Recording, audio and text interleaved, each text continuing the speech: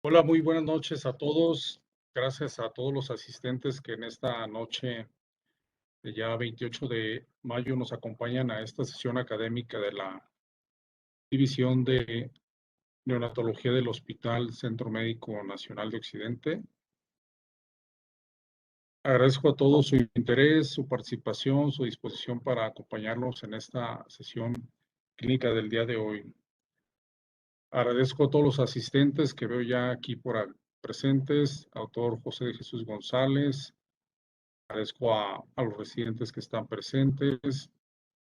Agradezco también la asistencia de los inscritos que nos acompañan de Sudamérica, de Perú, de Argentina, Bolivia. A todos ellos, muchísimas gracias por estar siempre acompañándonos en estas sesiones clínicas de la División de Neonatología. En esta oportunidad me complace presentar a la doctora Gabriela Dávalos Luque, la doctora Gaby para nosotros, conocida, médico de base, médico adscrito al servicio de la División de Neonatología de este hospital. La doctora Gaby es médico cirujano, partero egresado de la Universidad de Guadalajara. Ella se formó como pediatra en el Hospital General de Culiacán y es pediatra por la Universidad Autónoma de Sinaloa. Neonatóloga por la Universidad de Guadalajara en nuestra unidad médica de especialidad del Hospital de Ginecobstetricia y donde actualmente se desempeña como médico adscrito a las unidades diferentes de terapia intensiva, intermedia de nuestro hospital. Es miembro del Colegio de Neonatólogos del Estado de Jalisco y también profesora auxiliar del posttécnico de Enfermería de Cuidados Intensivos de esta UMAE y también profesor auxiliar de la Cátedra de Neonatología en nuestro hospital del Centro Médico Nacional de Occidente. Doctora Gaby, un gusto, te agradezco estar con nosotros en esta noche y la doctora Gaby abordará con nosotros un tema muy interesante que quizá para muchos de nosotros lo hemos escuchado quizá en pocas ocasiones, el síndrome de respuesta inflamatoria sistémica fetal, que es justamente ahí donde se inician muchas de las situaciones clínicas que nosotros observamos en los neonatos y que ella nos irá dando detalles clínicos del diagnóstico, del abordaje y del manejo, perdón, de todo esto. Doctora Gaby Dávalos, seas bienvenida, te agradecemos mucho tu disposición y la oportunidad de que nos compartas en esta noche con nosotros tus abundantes conocimientos sobre el tema. Adelante, doctora. Puedes compartir tu pantalla. Muchas gracias, doctor. Voy a darme un segundo.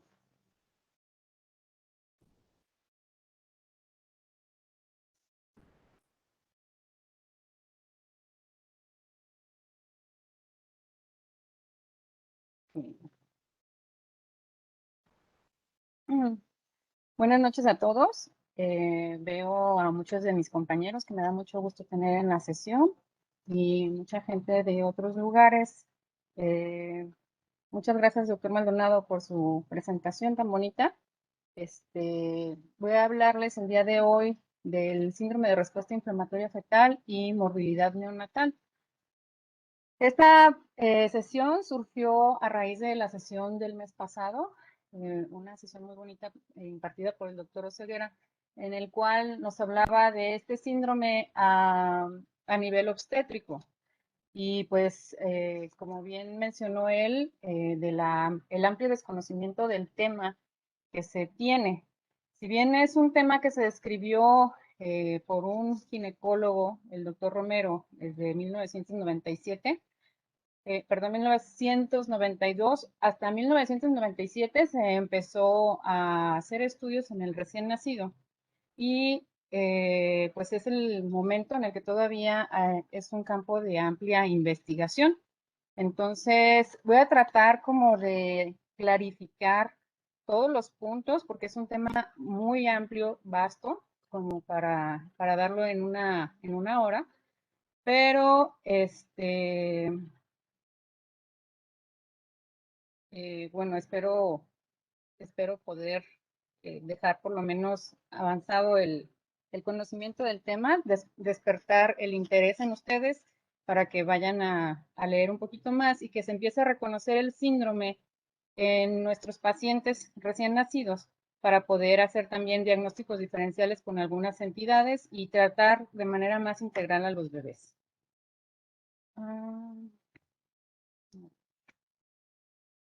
¿Qué caray?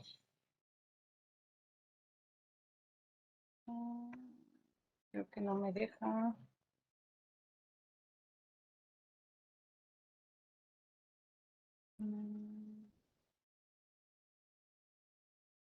Ahí está. Bueno, el síndrome de respuesta inflamatoria fetal se ha definido como la presencia intraútero de una reacción inflamatoria sistémica secundaria a la activación de la inmunidad innata fetal. Se expresa bioquímicamente en la mayoría de los estudios que se han hecho como una elevación de la concentración plasmática de interleucina 6 por arriba de 11 picogramos por mililitro, obtenida por cordocentesis. O en algunos otros estudios que son los menos, se menciona la metaloproteína 9 en el plasma. Este marcador, pues, no sé si en sus unidades se haga, pero es un marcador que incluso en la literatura anglosajona se menciona como poco realizado, pero se escogió de esa manera en 1992 y de esa manera se continuó porque es un marcador que se puede medir tanto en líquido amniótico, en sangre materna y en sangre fetal. Entonces, por su, digamos que la capacidad de la medición en los tres ámbitos se le seleccionó. Cuando nosotros hablamos de este tema, tenemos que tener en cuenta tres aspectos de la inflamación en el escenario neonatal. La primera es los fenómenos inmunitarios innatos, la segunda es la relación entre este mecanismo innato y los adaptativos, y en tercer lugar, pues que puede existir una exposición prolongada a la respuesta inflamatoria intermitente o sostenida, que en el neonato viene a ser el máximo riesgo para desarrollar este síndrome y para desarrollar morbimortalidad al nacimiento.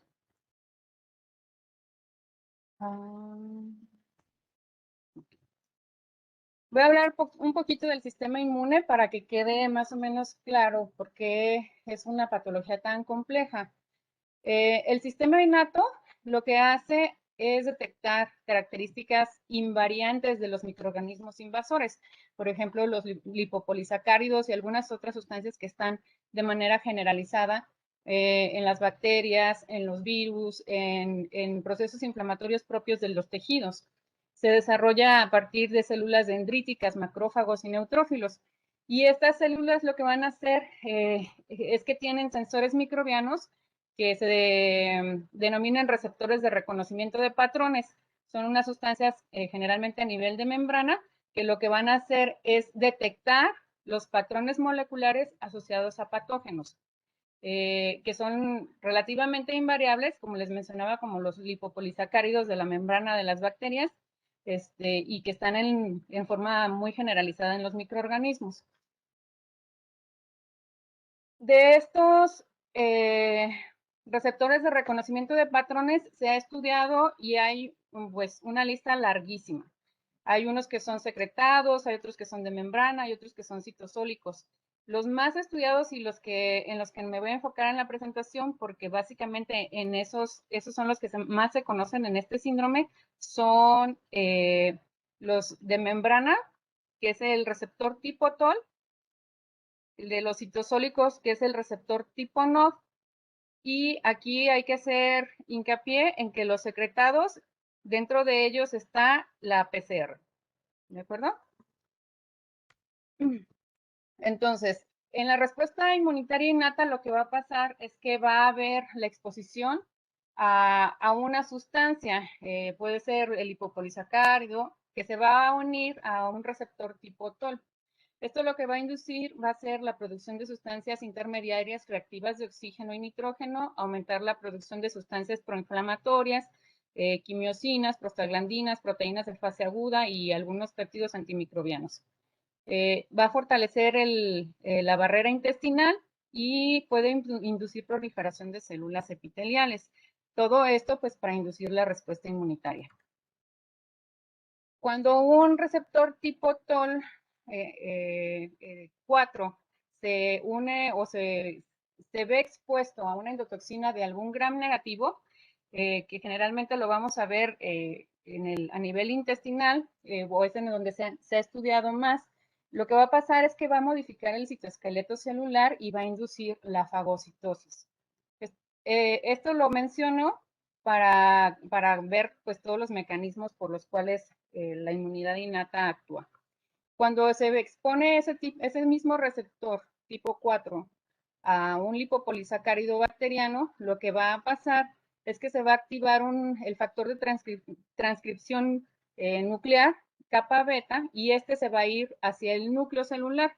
Ahí va a inducir la producción de genes para generar todavía más citocinas proinflamatorias. Respecto al receptor tipo 4, su presencia se encuentra más en el feto, pero en el escenario de la coriomiolitis, lo que va a iniciar esta respuesta va a ser primero el receptor tipo 2. Por los mismos mecanismos, va a inducir la respuesta inflamatoria inicial porque está presente en el líquido amniótico y en las membranas amnióticas. Entonces, precedente a esto podemos encontrar la inflamación de las membranas. Después de esto, todos estos mecanismos lo que van a hacer es enviar señales al sistema adaptativo. El sistema adaptativo está compuesto principalmente por las células de los linfocitos tipo T y los linfocitos tipo B, los cuales van a emplear receptores de antígenos que no se codifican en la línea germinal, sino que se generan de nuevo cuando se exponen a un nuevo organismo. Por eso el sistema adaptativo pues va a ser como más específico. El otro es de respuesta inmediata ante cualquier agresión, lesión tisular, infección, etcétera. El sistema inmune va a reaccionar, pero también va a inducir la respuesta adaptativa. De aquí es relevante recordar que los linfocitos tipo T se dividen en subclases. Y aquí la relevancia es que cuando se activan los linfocitos tipo T van a haber activación de linfocitos citotóxicos, activación de linfocitos cooperadores, y hay unos que son de relevancia importante en este síndrome, que son los linfocitos T reguladores. Los linfocitos T reguladores se producen generalmente ya cuando el neonato, o se empiezan a producir de manera exponencial cuando el neonato está ya fuera de su madre. Pero cuando está expuesto a un problema intraútero, pues esta producción se acelera y se vuelve, se adelanta, digamos así. Entonces, ¿qué va a pasar? O sea, el sistema inmune tiene como unas fases para desarrollarse de manera gradual y esa exposición al proceso inflamatorio o infeccioso va a inducir una aceleración en la expresión de este tipo de células que van a manifestar una respuesta inadecuada. Entonces, la función del linfocito T regulador está descrita en el periodo postnatal. En el periodo postnatal, lo que pasa es que el bebé empieza su exposición a las sustancias de la leche, de la fórmula, inicialmente las bacterias del canal vaginal, si es que nació por esta vía, o a las bacterias hospitalarias, si es que está en el hospital. Entonces, los receptores tipo TOL, los linfocitos T reguladores, la programación está hecha para que se vayan regulando y se vayan expresando de una manera gradual. Y generalmente se tiene contemplado que cuando un bebé está alimentado al seno materno, las inmunoglobulinas de la leche materna lo que van a hacer es mantener esta fase como en latencia para que se vaya desarrollando de una manera gradual. Cuando no existen estas inmunoglobulinas o cuando esta reacción se induce de manera prematura, pues lo que va a pasar es lo que les comentaba, que el receptor, el linfocito T regulador va a tener funciones distintas, va a tener funciones alteradas y el sistema inmune puede reaccionar de una manera muy agresiva.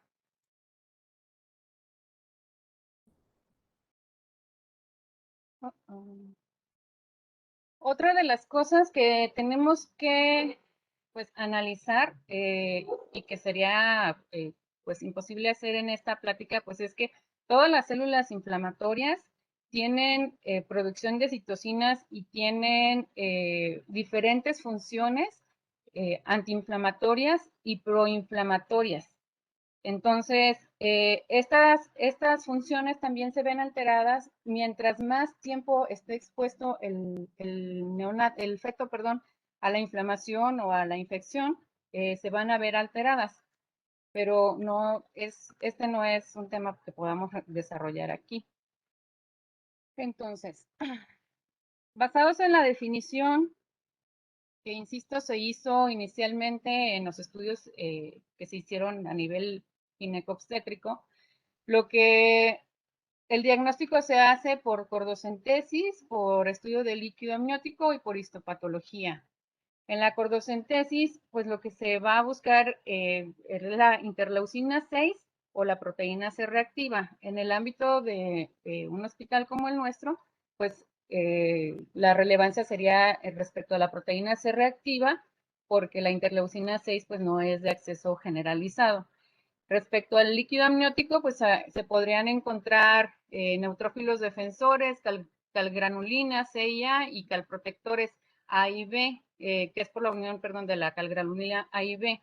Y respecto a la histopatología, podríamos encontrar fonicitis, que es la inflamación del cordón umbilical, y vasculitis coriónica.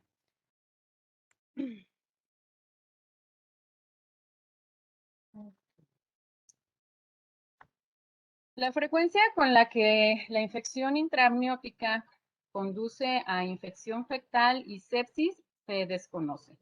Si bien se menciona que mientras más prematuro sea el recién nacido, más posibilidad hay de asociación con que se haya desencadenado por una infección, sobre todo si fue por un trabajo de parto. No es diferente si fue obtenido por otros mecanismos como alteraciones de la mamá, alteraciones en el feto, etc. Pero si una mamá desarrolló trabajo de parto, más si estuvo asociado a ruptura de membranas, las posibilidades de que este problema se desarrolle y que sea de causa infecciosa es alta. Se eligió, como les mencionaba anteriormente, la interleucina 6 en la definición operacional del síndrome de respuesta inflamatoria fetal, porque se puede medir a distintos niveles y se puede correlacionar. Esta citocina también se eligió porque es el principal marcador de fase aguda y que interviene en la producción de PCR. El 88% de los embarazos que tienen ruptura de membranas asociados a síndrome de respuesta inflamatoria fetal presentan parto pretérmino dentro de las primeras 48 horas, después de que se le hace el diagnóstico por amniocentesis. Y a las 72 horas, cuando se desarrolla, va a ser un 88% contra un 35% de los que tienen contra los que no tienen síndrome de respuesta inflamatoria fetal. Y tiene un valor de P significativo menor de 0.5 para ambos.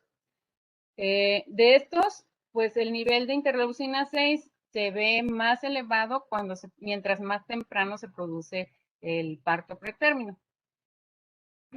La interleucina 6 también se conoce como el único factor asociado a la duración del embarazo, en relación con esto mismo que les estoy mencionando. Después de que se ajustó la edad gestacional, los niveles de interleucina 6 en líquido amniótico y el estado microbiológico de la cavidad amniótica.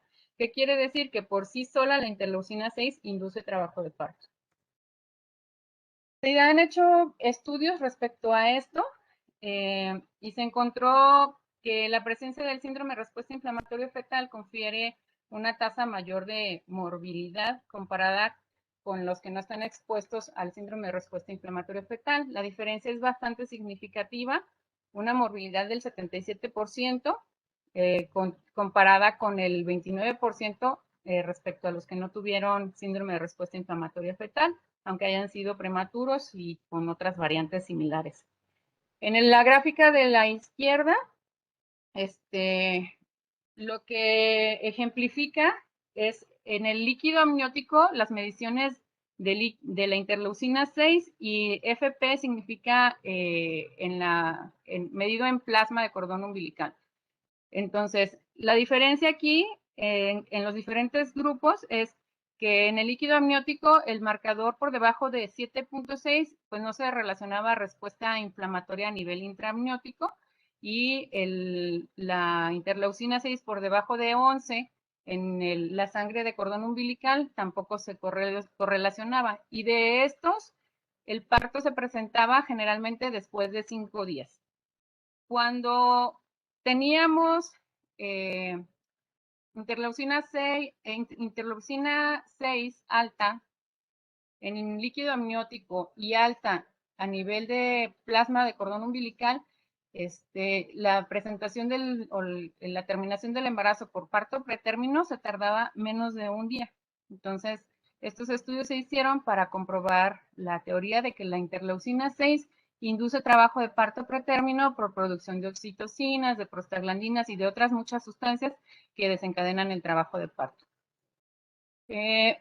La gráfica de la derecha, pues es una correlación también con esta. Mientras más inflamación, respuesta inflamatoria fetal, comprobada por niveles de interleucina, más cercano estaba el término del embarazo. Mientras menos nivel, o sea, si no tenían un nivel diagnóstico de síndrome de respuesta inflamatoria fetal, pues se podía prolongar más el embarazo.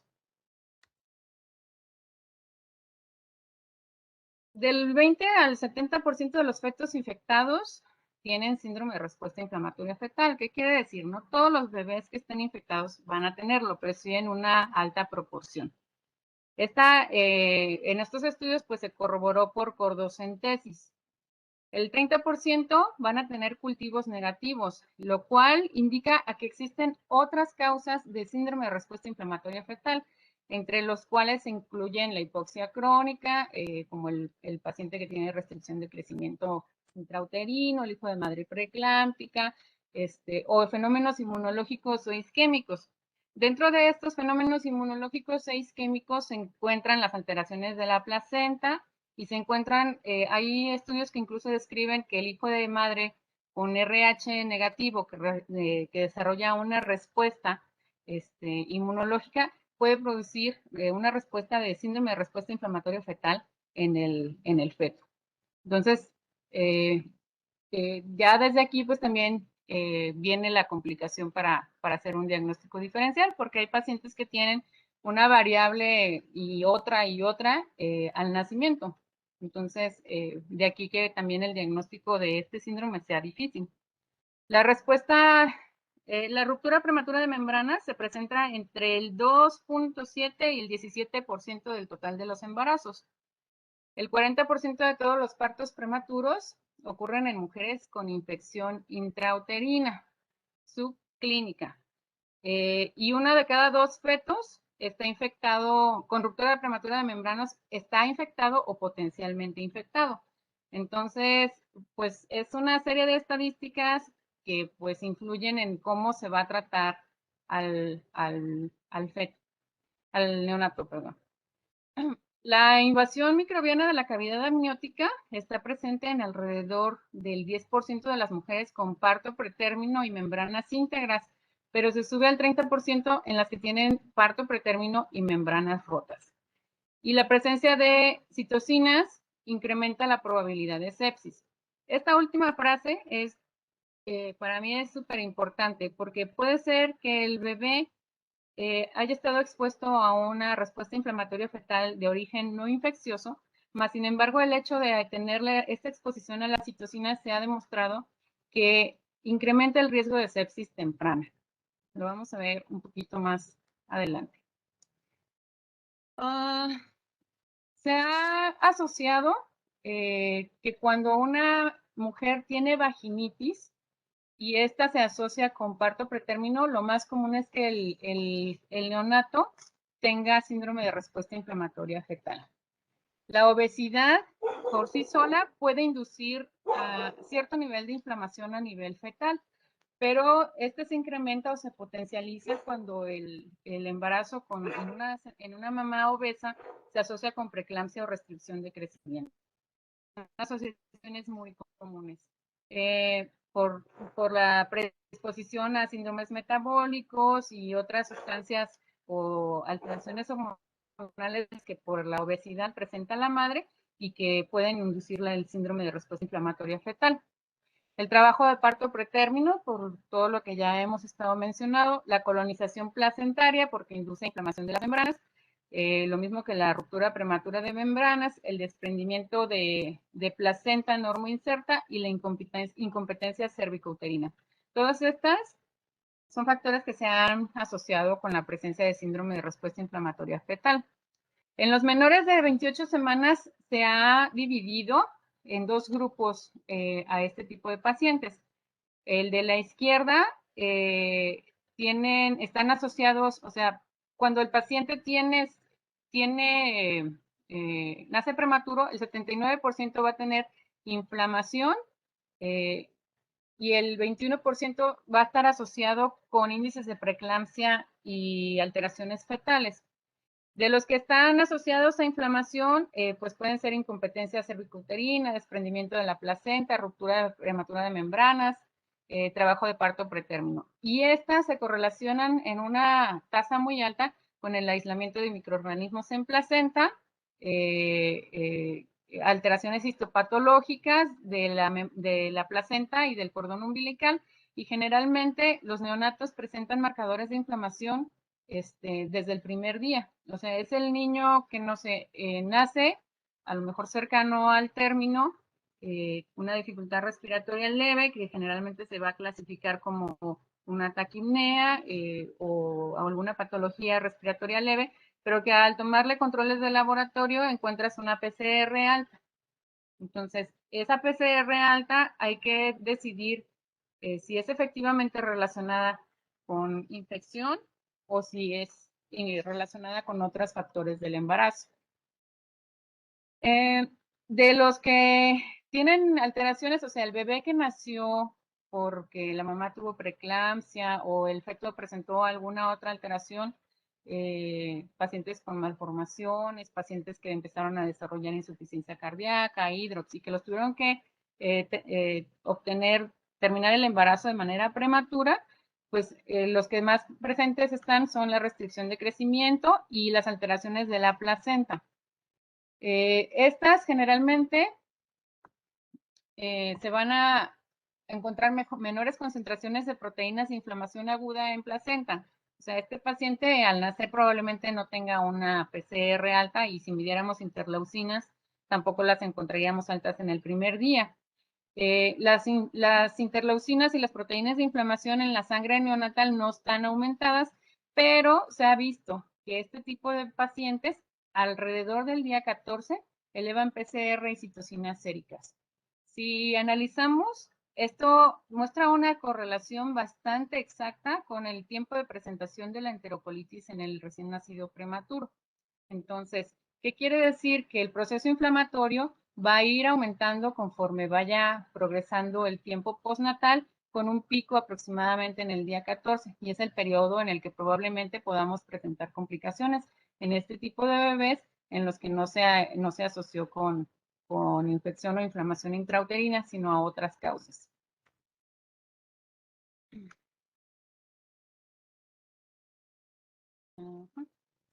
Entonces, en el parto pretérmino por inflamación, lo que vamos a encontrar es que se va a desarrollar una respuesta inflamatoria desde el feto, que ya vamos a encontrar elevación de la interleucina sanguínea y las proteínas de inflamación van a estar elevadas en el primer día. Pero en el neonato a término y casi a término, las asociaciones que vamos a poder encontrar van a ser insuficiencia placentaria, asfixia intraparto con lesión a órgano blanco y aspiración de meconio con microbios. Entonces, por ejemplo, aquí el caso de la aspiración de meconio. Cuando una señora embarazada tiene ruptura de membranas y está en trabajo de parto, y este trabajo de parto progresa por alguna razón lenta y empieza a convertirse en meconio, ese líquido, con la exposición a la ruptura de membranas puede haber colonización y entonces esta se puede asociar con síndrome de respuesta inflamatoria por este simple hecho. De las asociaciones microbiológicas, los más frecuentes que se han reportado son el Actinomyces, la Prevotella vivia, Corynebacterium saprophyto, la Escherichia coli, Streptococcus magnus, los streptococos, principalmente el streptococo de tipo B, y el microplasma saprófito, incluyendo lo que es el ureaplasma aureolíticum. De estos, los streptococos, la Escherichia coli y el ureaplasma aureolítico son los que más relevancia tienen respecto a la respuesta inflamatoria. Sobre todo mencionan de manera especial a la ureaplasma, que es una infección pues que generalmente no detectamos de manera inicial, pero que se debe de vigilar. Entonces, estas infecciones o estas colonizaciones se relacionan con inflamación de grado alto de la placa coriónica y vasculitis fetal, o sea, afectación de las membranas y del feto. Y se dice que mientras más prematuro nace el bebé que desencadenó trabajo de parto por respuesta inflamatoria fetal, el 80% está colonizado en la semana 23 y se va reduciendo en la semana 27 a alrededor del 40%.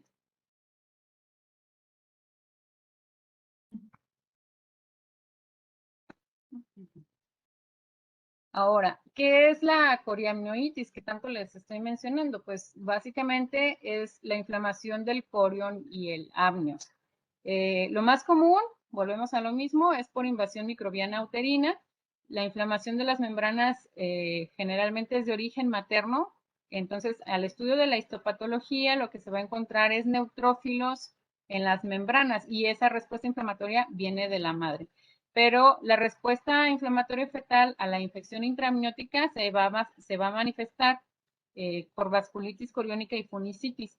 Esta respuesta ya está inducida por el feto. O sea, va a haber una respuesta que está propiciada por el sistema inmune materno y una respuesta por el feto.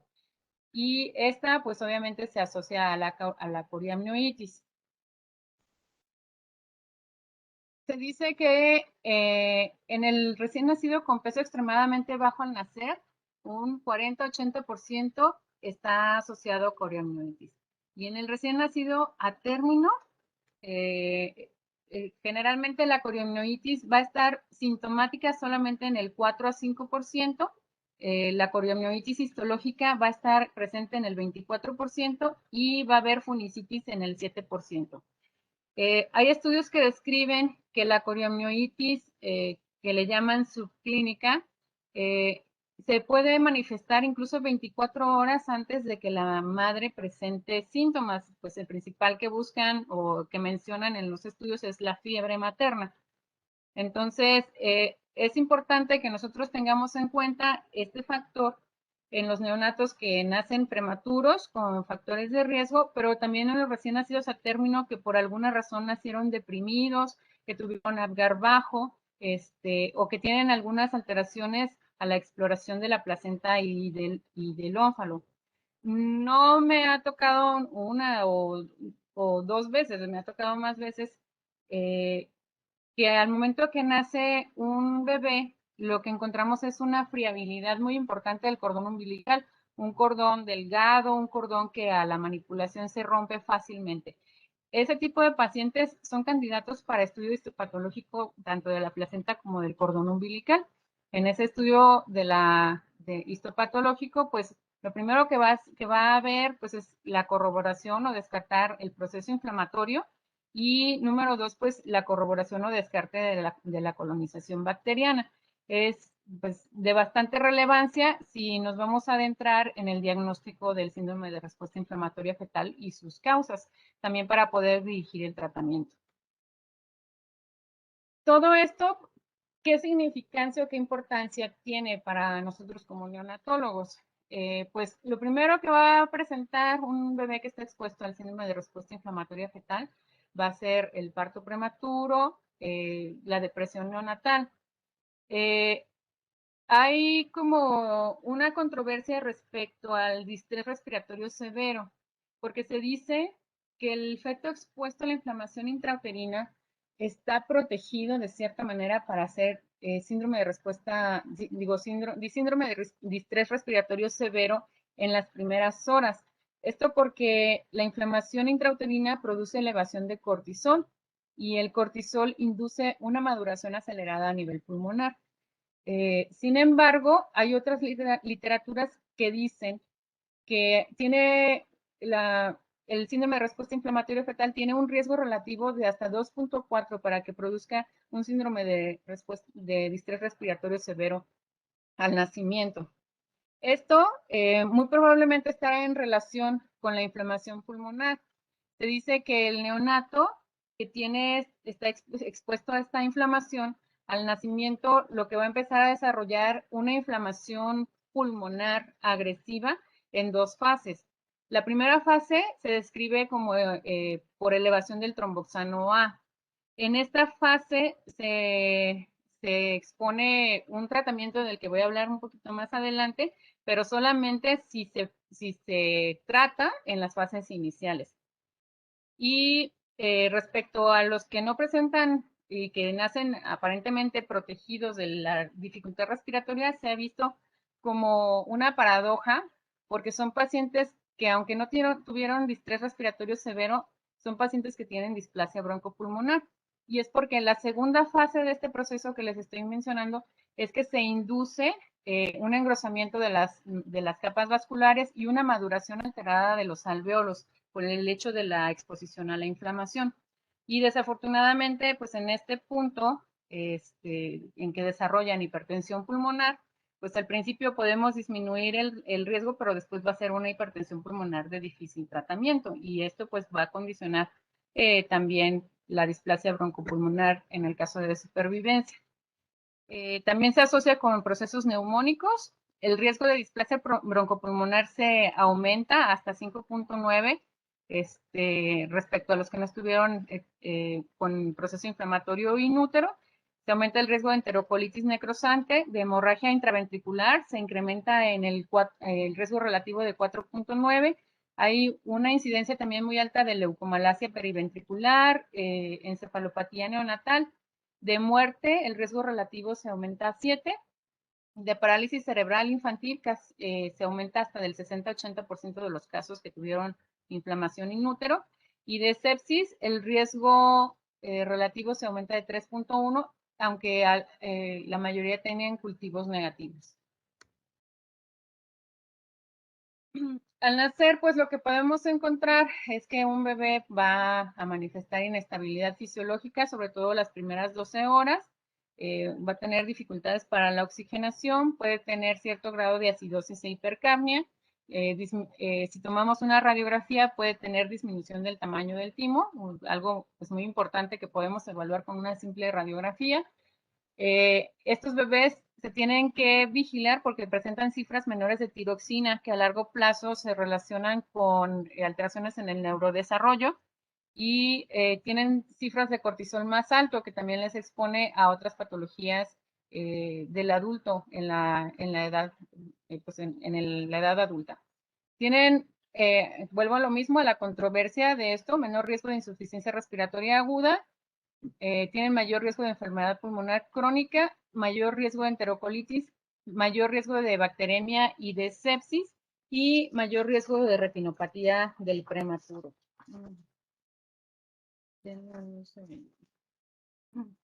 Respecto al riesgo de bacteremia y sepsis, se dice que el riesgo relativo se aumenta a 10, o sea, tiene 10 posibilidades más un niño expuesto al síndrome de respuesta inflamatoria fetal de hacer sepsis que un niño que no estuvo expuesto a esto. Y respecto a los recién nacidos, estos en los prematuros, en los recién nacidos de término se aumenta nada más el riesgo en un 1.2% con cultivo positivo y en los prematuros del 12 al 18% y mayor riesgo de retinopatía del prematuro. Para la madre, ¿qué implica esto? Pues para la madre, la exposición a los lipopolisacáridos bacterianos o a otros problemas inflamatorios o reumatológicos, lo que van a inducir es que se active el sistema fagocítico mononuclear, que va a inducir la liberación de mediadores de la inflamación, va a elevar la liberación de interleucina 1, que va a estimular la contracción de la fibra miometrial y va a desencadenar finalmente el trabajo de parto. Entonces son esas señoras, ya hablaba el doctor Ceguera en su charla anterior, que son señoras que generalmente no se puede detener el trabajo de parto, y si se hace un estudio de las condiciones del feto, pues muy probablemente también va a tener alteraciones que van a indicar que el feto tiene que nacer.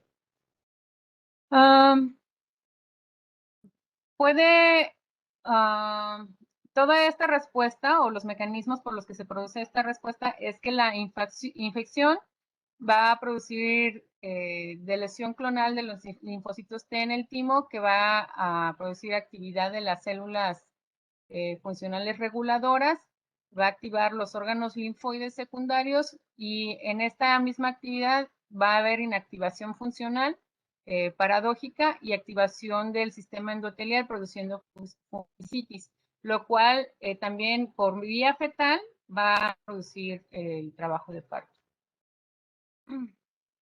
Hablando de la afectación, el síndrome de respuesta inflamatoria fetal tiene afectación multiorgánica.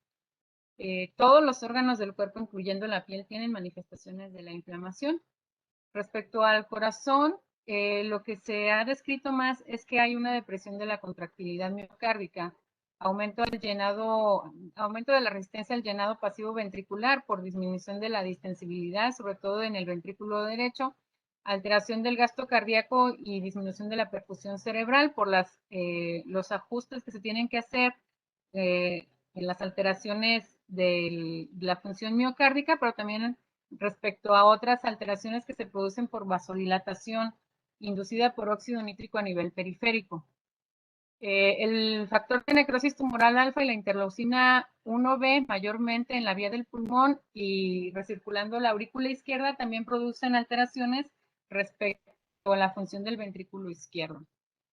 Y los lipopolisacáridos y endotoxinas en unión a la proteína asociadora de lipopolisacáridos y en unión al receptor CD14 de superficie de neutrófilos, macrófagos y monocitos van a aumentar la producción del factor de necrosis tumoral y de interleucinas, lo cual va prolongando como en retroalimentación continua mientras el feto esté expuesto a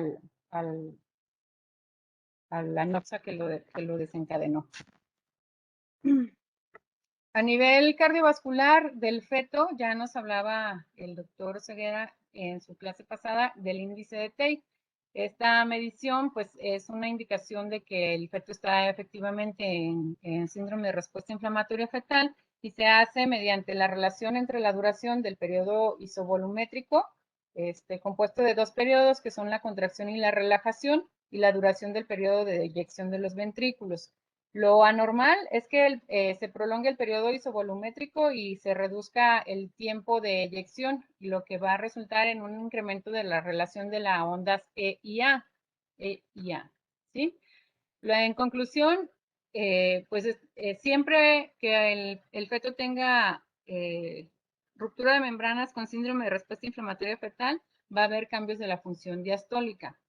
Ahora, esta medición, pues, es como muy especializada, como para medicina materno-fetal, y tiene evaluaciones, porque tiene variaciones respecto a la edad gestacional. Entonces, pues tiene que ser una persona pues, de amplio conocimiento en el tema. Cuando un feto está expuesto a la coriomiolitis, lo primero que va a pasar es que se va a elevar la interleucina 6. Esta elevación de la interleucina 6 va a producir que cuando el bebé nazca, generalmente pueda tener hipotensión diastólica al nacimiento, necesidad de vasopresores y daño neurológico por esta hipotensión que generalmente se va a producir desde el medio intrauterino. A nivel del pulmón, se va a producir por la acción de las interleucinas una disminución del factor endotelial de crecimiento vascular, lo que va a modificar la maduración pulmonar. Si nosotros recordamos, el pulmón fetal, bueno, el pulmón se va madurando y anatómica y funcionalmente desde el medio intrauterino, pero su maduración como tal termina alrededor de los 2 años. Entonces, toda esta maduración que resta desde que el feto está expuesto a la al proceso inflamatorio se va a ver alterado por este mecanismo. Y es en este momento en el que al nacimiento se puede producir la hipertensión pulmonar. Respecto al cerebro, que es en donde se han hecho como más estudios por ser un órgano de relevancia para la vida del neonato y por los gastos catastróficos que se producen a nivel de los servicios de salud y de la familia, pues se ha estudiado más. En el cerebro se dice que va a haber una interacción de la citotoxicidad del factor de necrosis tumoral alfa en los oligodendrocitos y la mielina. También va a haber daño cerebral directo por el factor activador de plaquetas. Se va a activar el sistema hemostático produciendo necrosis por coagulación de la sustancia blanca periventricular. Va a haber hipotensión e isquemia por los mecanismos que ya les había mencionado, y la infección intrauterina, aumenta la permeabilidad de la barrera hematoencefálica, lo cual permite que el agente infeccioso y las citocinas inflamatorias penetren de manera continua hacia las células neuronales. Está descrito también que los niños que tienen daño cerebral tienen sustancias que indican que hay inflamación, por ejemplo, la PCR alta, de manera prolongada e incluso en la vida ya no neonatal, sino en la vida pues del infante, en la edad escolar. Y esto se ha descrito porque una vez que se abre la barrera hematoencefálica para el paso de estas sustancias, los astrocitos y la oligodendroglia funcionan como células inflamatorias que se van retroalimentando de manera positiva para prolongar el proceso inflamatorio. Y la principal afectación se va a dar a nivel de la sustancia blanca. Esta sustancia blanca, pues no solamente está a nivel cerebral, sino que también está a nivel de la médula espinal, y lo que va a producir es la parálisis cerebral espástica, que es una de las presentaciones más comunes y frecuentes y pues de peor pronóstico neurológico.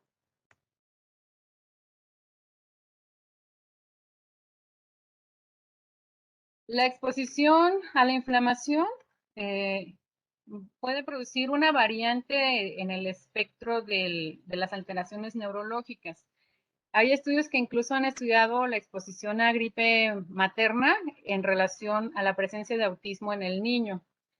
Las citocinas inflamatorias de cualquier tipo también se asocian a autismo. El incremento de la interleucina 6 en sangre materna se asocia a hemorragia intraventricular. Los microorganismos de baja virulencia se asocian con lesión de la materia blanca cerebral, los estreptococos con microcefalia a los 2 años, la coriomiositis con parálisis cerebral tiene el doble de riesgo, y la hemorragia intraventricular y lesión de la sustancia blanca cerebral. Las complicaciones inflamatorias en el embarazo también producen lesión de la sustancia blanca. La presencia de uraplasma, de aquí viene la relevancia de lo que les decía. Cuando está presente en líquido amniótico, se asocia con parálisis cerebral, y cuando está en placenta tiene el doble de riesgo de hemorragia intraventricular grave y leucomalacia periventricular, y cuando está en líquido amniótico tiene el quíntuple de riesgo de parálisis cerebral. O sea, está como impresionante. La bacteremia se asocia con lesión de la sustancia blanca y parálisis cerebral, y la inflamación sistémica neonatal también se asocia con lesión de esta sustancia, parálisis cerebral, alteración de la función cognitiva temprana y problema de atención a los 2 años. Entonces, este es todo el espectro de alteraciones que en un momento tardío, ya cuando el niño está en seguimiento, se pueden presentar.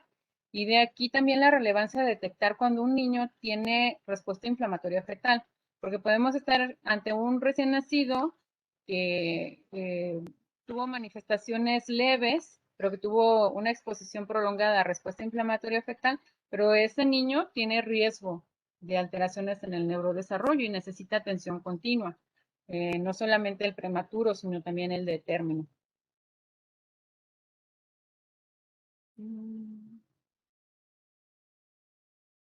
A nivel del riñón, el oligohidramnio se ha descrito como un factor de riesgo. El líquido amniótico tiene propiedades antiinflamatorias. En el momento en el que hay oligohidramnios, sobre todo cuando es la medición menor de 2 centímetros, se asocia con incremento de la interleucina 6 en cordón umbilical al nacimiento, al igual de que todas estas otras sustancias, incluido el factor de necrosis tumoral alfa en el líquido amniótico, lo que va a producir respuesta materna de coriomiolitis. Generalmente cuando está mayor de 2, pues no se asocia con este tipo de respuesta. Pero en sí, esto se produce porque hay disminución de las propiedades antimicrobianas y la redistribución del flujo sanguíneo hacia afuera de los riñones por el simple hecho de tener oligohidramnios. Esto es como donde también se produce una retroalimentación en la cual se va prolongando el ciclo y pues son situaciones en las que generalmente pues termina interrumpiéndose el embarazo de manera temprana. Respecto al sistema hematopoyético, se dice que mediante la estimulación del factor de crecimiento de granulocitos, factor estimulante de colonias de granulocitos, se va a producir una neutrofilia. Se dice que estos niños tienen una posibilidad muy alta de tener reacciones leucemoides.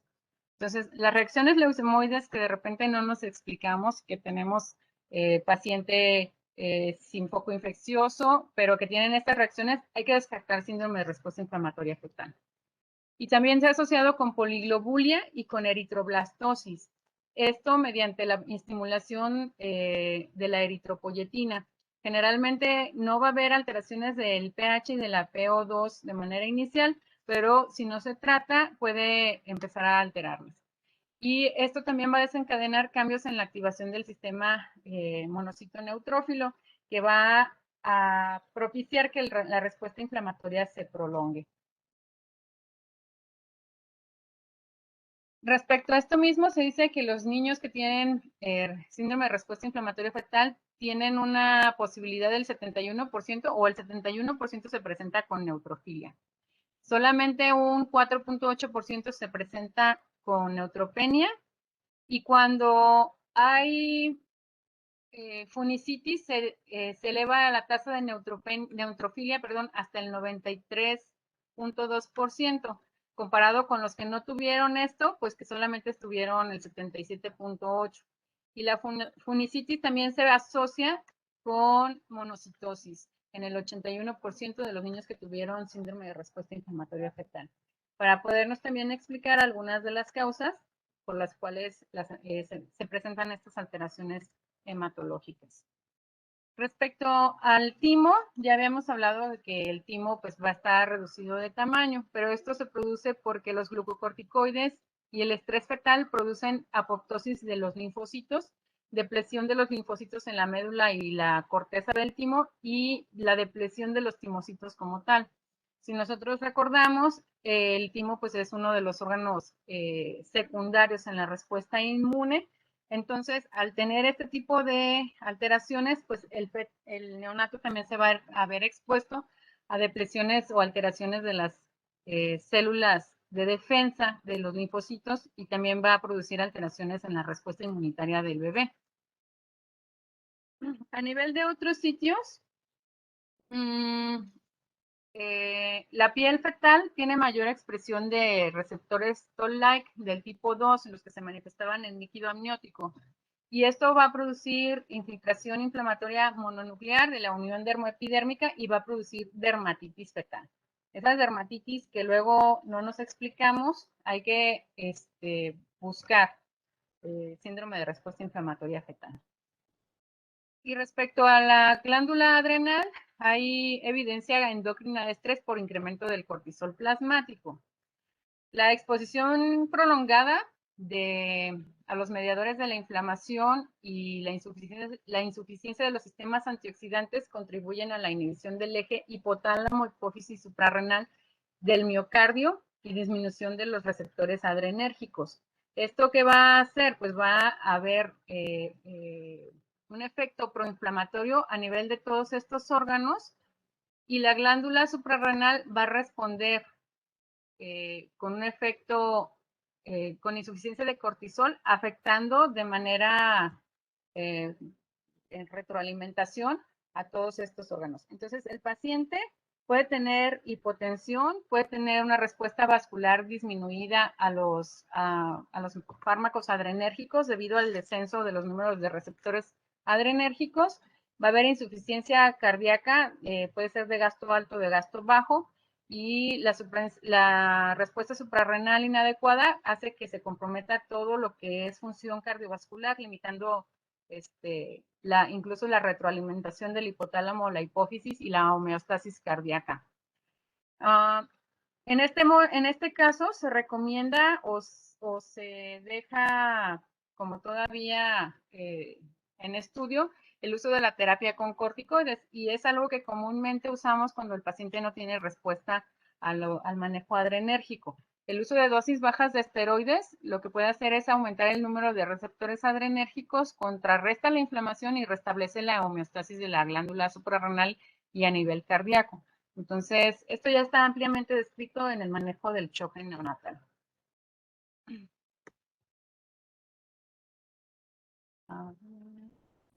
Okay. ¿Cómo es que vamos a hacer la prevención? Se habla de la disminución del peso en mujeres en edad de procrear. Me llamó la atención esta recomendación, pero se dice que las mujeres en estado de obesidad producen sustancias proinflamatorias que por el simple hecho de estar en esta condición, lo que van a hacer es inducir una respuesta inflamatoria, no solamente a nivel materno, sino también a nivel fetal.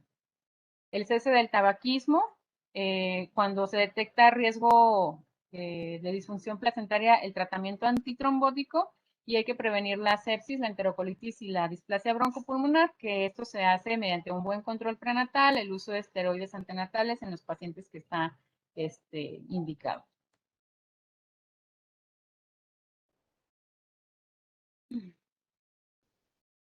Respecto a las estrategias de manejo, se recomienda que cuando se detecta el síndrome de respuesta inflamatoria fetal, se considere la interrupción del embarazo.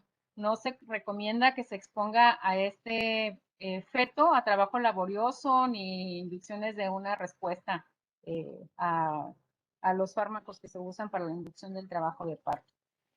¿Por qué? Porque son fetos que ya tienen generalmente disfunción miocárdica y que van a terminar en sufrimiento fetal y en el agravamiento de la respuesta inflamatoria. La administración de antibióticos es otra de las medidas que se recomiendan, los reguladores de la respuesta inflamatoria y una atención neonatal integral con calidad, o sea que este neonato, este feto que está ya detectado con este síndrome de respuesta inflamatoria fetal, nazca en un lugar en donde se le pueda brindar atención para todas las complicaciones que ya describimos. Esta es una tabla en la que se describe las intervenciones terapéuticas para tratar el síndrome de respuesta inflamatoria fetal. Todas están en fase de experimentación, algunas ya están, no todas, casi todas están en fase de experimentación, algunas otras ya están implementándose, como es el sulfato de magnesio, que lo que hace es tener un efecto antiinflamatorio en el feto, y ya está ampliamente aplicado por ginecobstetricia, sobre todo cuando tienen amenaza de parto pretérmino o pacientes con preeclampsia. Pero me llama la atención y quiero hacerles aquí el hincapié que, por ejemplo, se está empezando a usar simvastatina porque se dice que tiene un efecto antiinflamatorio. Estos estudios están hechos en animales. Están hechos en animales, generalmente se les ha introducido sustancias microbianas para inducir la respuesta inflamatoria fetal, y después de esto se ve la respuesta a la intervención con los fármacos. Se ha visto que la simvastatina produce un efecto antiinflamatorio. El ejercicio Y aquí viene el jugo de granada, me llamaron también mucho la atención, pero estas dos intervenciones se pueden hacer de manera generalizada, son de bajo costo y inducen una protección contra el proceso inflamatorio porque el ejercicio induce la producción de, así como induce endorfinas, también produce sustancias antiinflamatorias y regula el metabolismo de la madre, que va a producir efectos benéficos en el feto. Y el jugo de granada suprime la respuesta inflamatoria y modula a los linfocitos T helper. Entonces, pues tiene, pues, para el beneficio que está ofreciendo, un bajo riesgo de daño y tiene un bajo costo. Entonces, estas son situaciones que hasta que leí este tema desconocía, pero ahorita igual el doctor Ceguera nos puede comentar algo si es que ellos ya lo están implementando. Y bueno, las que restan las señalé como las que son tal vez un poco más factibles de que usemos. Aquí señalé la medroxiprogesterona, el acetato de medroxiprogesterona inhibe la cascada inflamatoria, la progesterona suprime la respuesta inflamatoria y la dobutamina, que pues generalmente no se va a usar en la madre, se va a usar probablemente en el feto y tanto para tratar, pero también se ha descrito que tiene efectos antiinflamatorios y que deprime a los genes que inducen la apoptosis. Entonces, como les digo, todavía está habiendo mucha investigación a este respecto, pero podemos empezar a evaluar el uso de estos tratamientos.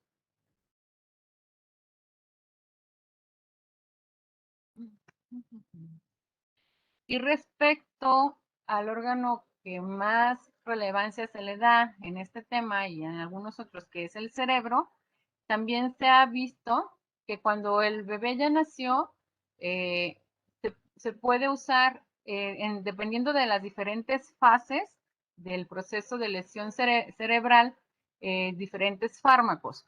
En este sentido,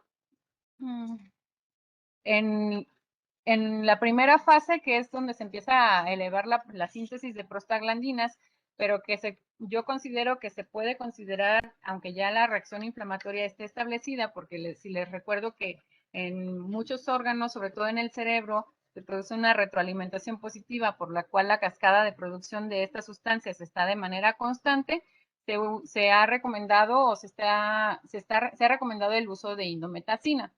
El uso de la indometacina se ha hecho pues ya por muchos años. Desafortunadamente ya en México pues está como en desuso. Entonces el que entra pues para relevar es el ibuprofeno. Entonces aquí está otra sustancia, otro fármaco para considerar en el tratamiento, en la prevención del daño cerebral por inhibición de la síntesis de prostaglandinas. Hay otros fármacos a otros niveles que ya son más experimentales, que no están del todo aprobados, pero se están estudiando. Y por ejemplo, a nivel de la producción de citocinas proinflamatorias, se está estudiando el Etanercept. A nivel de la activación de la microglia, que la microglia tiene funciones inmunológicas y cuando se expone a una lesión, lo que va a pasar es que su modalidad de protectora se va a producir en proinflamatoria. La inhibición de este mecanismo se está estudiando la aminociclina. Y pues básicamente esos son aquí perdón, en la producción del factor nuclear kappa beta, que les mencionaba yo que iba a producirse por la interacción de los receptores tipo TOL, pero que va a ir al núcleo para estimular la alteración incluso a nivel genético y la producción de citocinas, la estimulación del linfocito tipo B y etcétera. Se está estudiando también la sulfasalacina. Entonces, son fármacos antirreumáticos, antiinflamatorios, algunos son antibióticos que están en estudio, pero pues por lo pronto yo veo como un potencial para uso el uso de los AINES. Y hasta aquí termino. No sé si tengan alguna duda. Muchas gracias por su atención.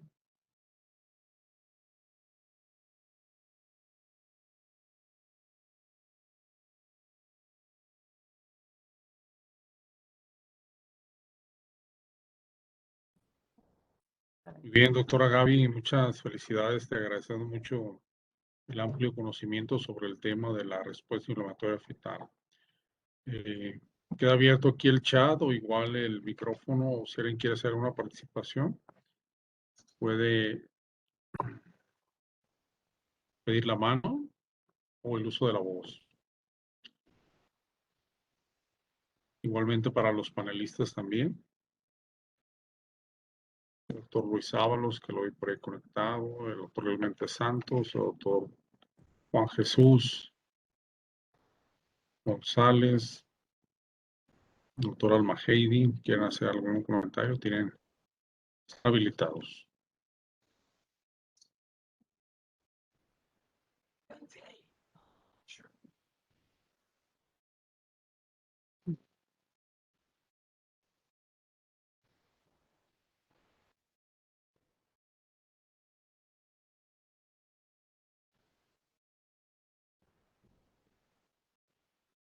Creo que los dejé mudos. Es un tema muy amplio. La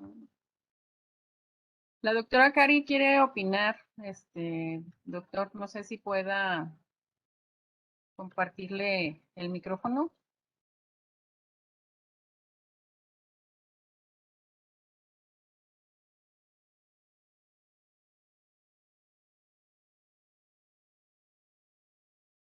Hola, buenas noches. Un gusto estar aquí con ustedes y compartir. Quisiera agradecerle a la doctora Gaby y felicitarla, reconocer su esfuerzo. Sin duda es un tema muy amplio, muy complejo y supo cómo llevarnos de la mano durante el desarrollo de la presentación. Para mí fue bastante claro, comprensible, sin duda información muy valiosa. Es un problema en el que tenemos que pensar más frecuentemente y tomar las medidas necesarias para mejorar la evolución de nuestros pequeñitos, porque ahorita que ella hablaba de situaciones específicas o particulares que de repente se salen del contexto o de la evolución habitual de un problema específico en los neonatitos, sin duda alguna, seguramente estuvimos ante un caso de este tipo y no supimos identificarlo como tal. Entonces, muy importante, muy valiosa la información y muy bien llevado el tema. Muchas gracias, doctora Gaby, muchas felicidades. Gracias, Cari.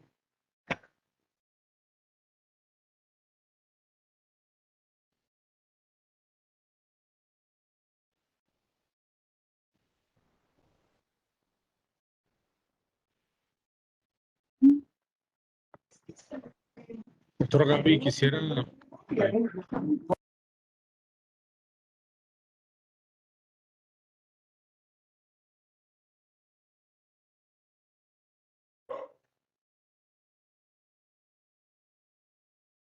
Me escucho, doctor.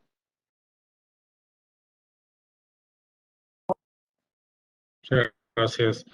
Doctora Gaby, quisiera yo preguntarte sobre las causas virales que pudieras haber identificado o si nos puedes platicar en relación a la causa viral como motivo de respuesta inflamatoria fetal.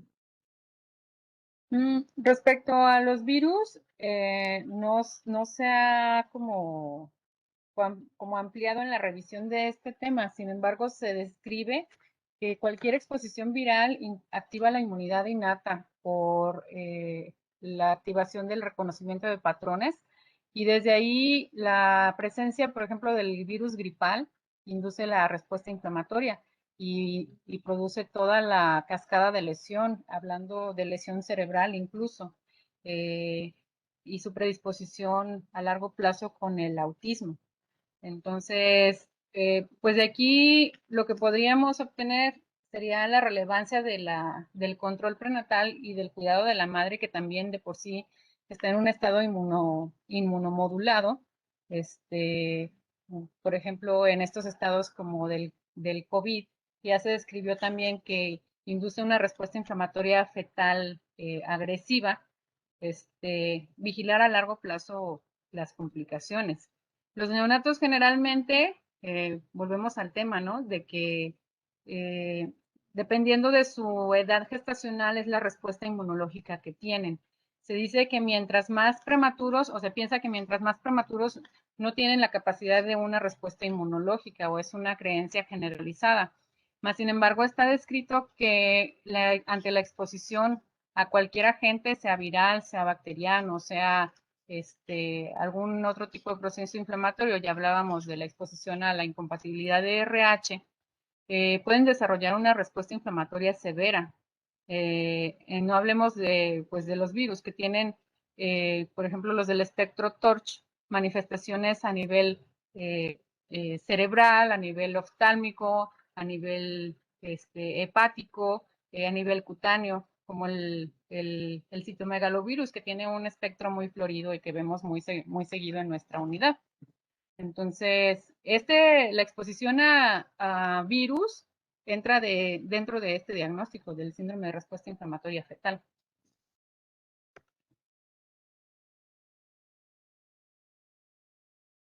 Muy bien, el doctor Luis Manuel Ábalos Huizar, dice Gaby, mi más sincero reconocimiento, excelente plática.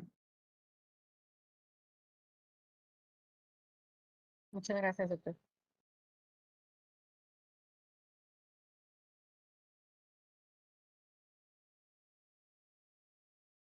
Sí, también el doctor Juan Jesús González. Felicidades, doctora Gaby, excelente presentación. Si alguien más tuviera alguna pregunta, por favor, quisiera realizarla en el momento. O felicitación para la doctora Gaby Dávalos o algún comentario. El doctor Ábalos dice, quisiera preguntar si existe algún factor inflamatorio predictivo para desarrollar enterocolitis necrosante. Factor inflamatorio predictivo, doctor. Respecto al síndrome de respuesta inflamatoria fetal, se describe que los fetos que tienen la exposición a esta restricción por el simple hecho de la hipoxia crónica empiezan la elevación de citoquinas proinflamatorias, que si bien al nacimiento, que generalmente la causa de la interrupción va a ser, por ejemplo, la restricción de crecimiento o alguna otra alteración fetal, no se van a manifestar. Sin embargo, como al nacimiento empieza la redistribución de los flujos, se empieza a producir la aceleración de las citoquinas y se empieza a elevar la interleucina 1 y la interleucina 6, que van a manifestarse a nivel intestinal por una alteración en la producción de las células inflamatorias o de las células protectoras. Hablan específicamente de las células de Panet y del ayuno. Las células de Panet lo que van a hacer es producir moco a nivel de la base del epitelio intestinal para producir una defensa. Pero en los casos del ayuno, en los que también se quita el factor protector de las inmunoglobulinas A de la leche materna, lo que va a pasar es que se va a desbalancear tanto la microbiota intestinal como los niveles de citoquinas inflamatorias. Esto se va a ir incrementando hasta hacer un pico alrededor de la segunda semana en el recién nacido prematuro, y como factor predisponente, pues no mencionan un marcador que se pueda medir, pero toda esa asociación de la exposición a la hipoxia y de la exposición al nacimiento prematuro, al ayuno, a la falta de inmunoglobulina A, va a desencadenar en enterocolitis, generalmente en el recién nacido con restricción de crecimiento. En el recién nacido con síndrome de respuesta inflamatoria fetal, los mecanismos son los mismos. A nivel intestinal se eleva la producción de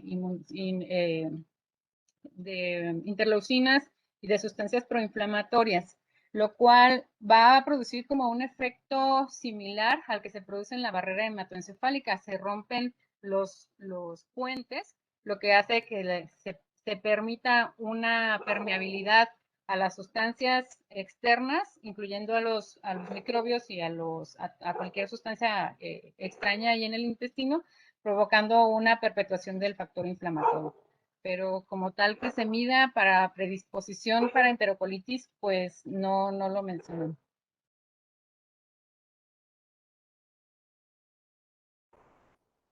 Muy bien, el doctor Juan Jesús González pregunta, doctora Gaby, si las infecciones por cándida o la vulvovaginitis, ¿qué tan frecuentes son para producir las respuestas inflamatorias que comentas? Respecto a los problemas a nivel vaginal, está descrito como un factor de riesgo predisponente para hacer síndrome de respuesta inflamatoria fetal. Desde la vaginosis bacteriana, que es el simple desbalance de la microbiota a nivel vaginal, se dice que predispone para un proceso inflamatorio, lo cual no solamente se va a quedar en el tracto genitourinario materno, sino también va a vía ascendente o vía hematógena a empezar a afectar de manera inflamatoria al feto en el embarazo. La realidad específicamente de Cándida, no leí que hubiera reportes en relación a esta patología, pero sí hace mucha mención respecto al balance de la microbiota vaginal.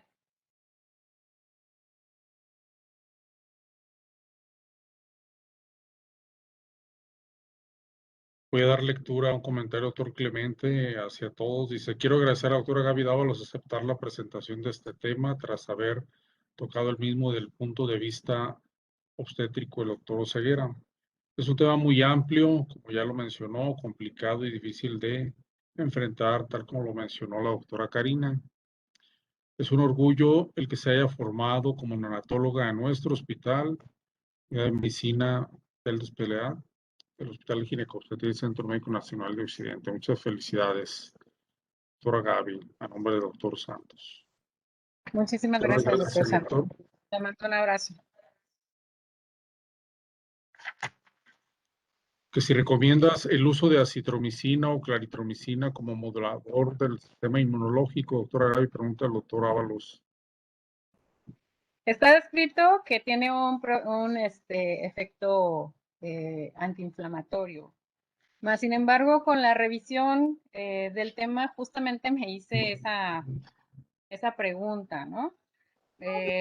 Porque la exposición a la citromicina como tal, en este momento en el que estamos, en donde hay resistencias bacterianas, en donde se tratan sepsis que no son realmente de origen infeccioso, y etcétera, pues la exposición a este tipo de agentes antimicrobianos yo creo que tiene que estar muy seleccionada, de preferencia, pues si se puede hacer tratamiento dirigido con el aislamiento del ureaplasma, pues esa es mi opinión muy personal, es en los casos en los que yo apoyaría el uso. Como tal, como antiinflamatorios, tenemos otros mecanismos que ya están más descritos, que están pues ampliamente implementados, como los esquemas de esteroides, que todo es controversial, dependiendo en donde vayamos y lo leamos. El esquema de esteroides, el Minidex, el DART y otros varios esquemas que pudieran ser de utilidad y sin el efecto respecto a las resistencias bacterianas. Ahora, también todo lo que usemos en medicina es lo que yo siempre tengo como muy en cuenta. Todo tiene su riesgo y su beneficio, pero en mi opinión personal, solamente estaría recomendada en esos casos en los que efectivamente sospechamos o tenemos un aislamiento y en los que los otros tratamientos antiinflamatorios no han funcionado.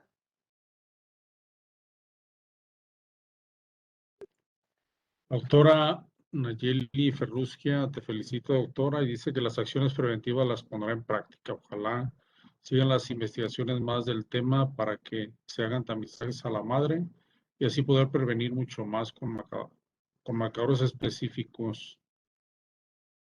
La doctora Lupita Sí. Macías, excelente plática. Muchas felicidades, doctora. Pregunta.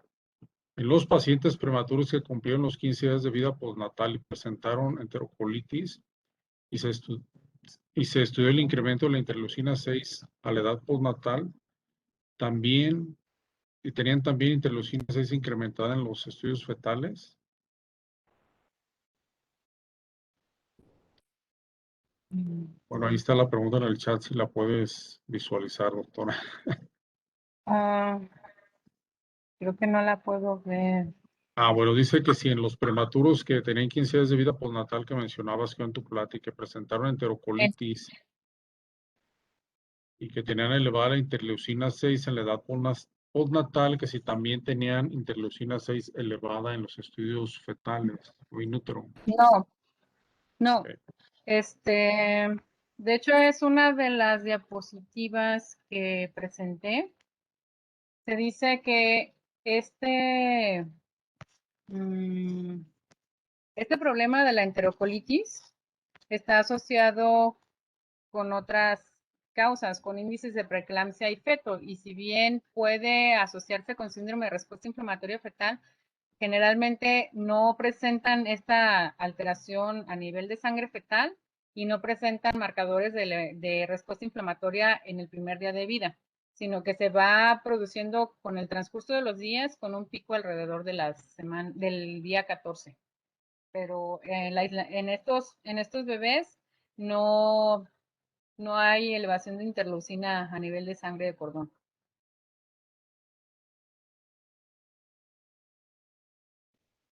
Muy bien, doctora Gaby, pues te felicitamos todos, siendo ya casi las 10:30 de la noche, aún hay mucho interés, 43 participantes aún escuchando tus comentarios y conocimientos sobre el tema. Yo en lo personal y a nombre de toda la división de neonatología, te agradecemos tu interés, tu entusiasmo, tus ganas de participar con nosotros y sobre todo reconocemos tu excelente trabajo como médico neonatóloga, en nuestro hospital. En nombre de todos, agradezco a todos ustedes que asistieron esta noche a esta sesión académica y la invitación para nuestra próxima reunión. Doctora Gaby, si tienes algo más que agregar, adelante.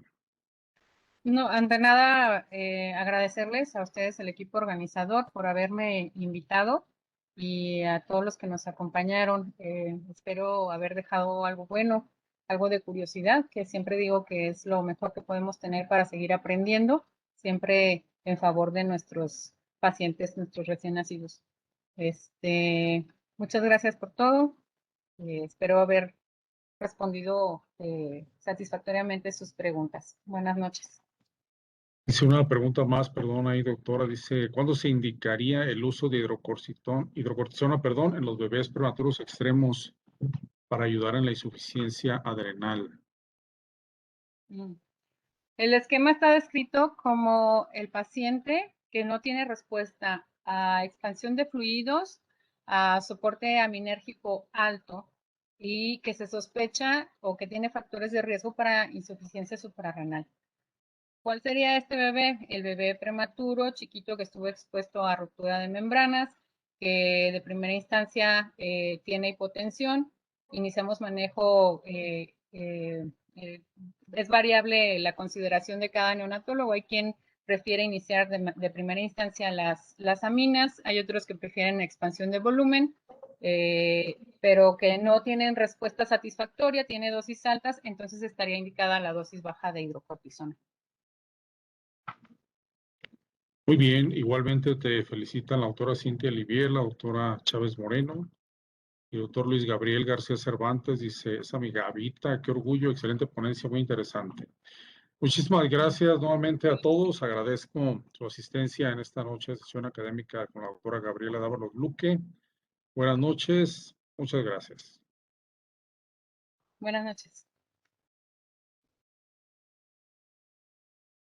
Buenas noches a todos.